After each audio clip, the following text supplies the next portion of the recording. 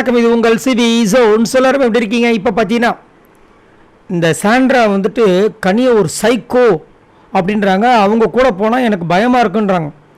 அதை வந்து விஜய் பார்வதி சொல்கிறாங்க. எதுக்குடா சைக்கோன்னு சொல்கிறாங்கன்னு பார்த்தா, ஆக்சுவலாக வந்துட்டு விஜய் பார்வதி சொல்கிறாங்க, இல்லை ரம்யா அவங்க கூட வருவான்னு பார்த்தா அவளுக்கு ஆல்ரெடி 4 வந்துருந்தது, ஆனால் திவ்யாவும் நீயும் வந்துட்டு ஒஸ்ட் பர்ஃபார்மன்ஸில் வந்துட்டீங்க அப்படின்னு சொல்லும்போது, இல்லை எனக்கு யார் கூடயும் வந்துட்டு பிரச்சனை இல்லை பார்வதி. அவங்க சாண்ட்ரா சொல்கிறாங்க, எனக்கு வந்து கனிதா வந்து ஒரு மாதிரி சைக்கோ பிஹேவியர் மாதிரி இருக்குது. ஏன்னா போன வாரம் திவாகர் கூட அவங்க இருக்கும்போது திரையை மூடினாங்கல்ல, அப்போ கம்பிக்கு முன்னாடி இவங்க அவங்களோட தலைமுடியை முன்னாடி போட்டு ஒரு மாதிரி பிஹேவியர் பண்ணியிருக்காங்க. அந்த பிஹேவியரை பார்க்கும்போது சைக்கோ மாதிரி இருந்திருக்கு. எனக்கு அதுதான் பார்க்கும்போது ஒரு மாதிரி பயமாக இருக்குது அப்படின்றாங்க. சி பார்வதி சொல்கிறாங்க, அப்படிலாம் இருக்காது. அது ரீசன் வந்துட்டு திவாகருக்கு வந்து அது ஒரு கொரட்டை மாதிரி ஒரு ப்ராப்ளம், அதனால் அவங்க பண்ணியிருப்பாங்க அப்படின்னா, இல்லை இவர் பார்த்துட்டு சொன்னார், அவங்களுக்கு வந்துட்டு அது ஒரு பக்கம் இருந்தாலும் திவாகர் மேலே எவ்வளவு கோபம் இருக்கோ அதை மாதிரி என் மேலே அவங்களுக்கு 100% இருக்குது.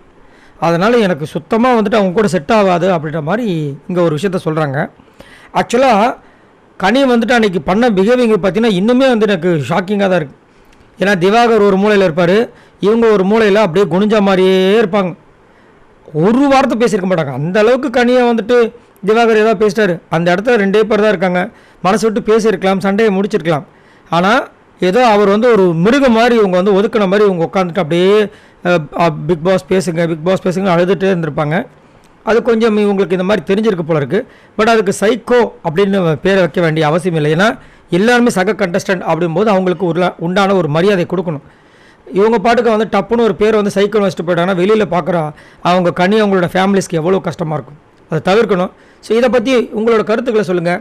சாண்ட்ரா போக போக அவங்களுடைய விஷயங்கள் பற்றினா ரொம்ப மோசமாக போயிட்டுருக்கு, அவங்களோட வார்த்தைகளும் சரியில்லை.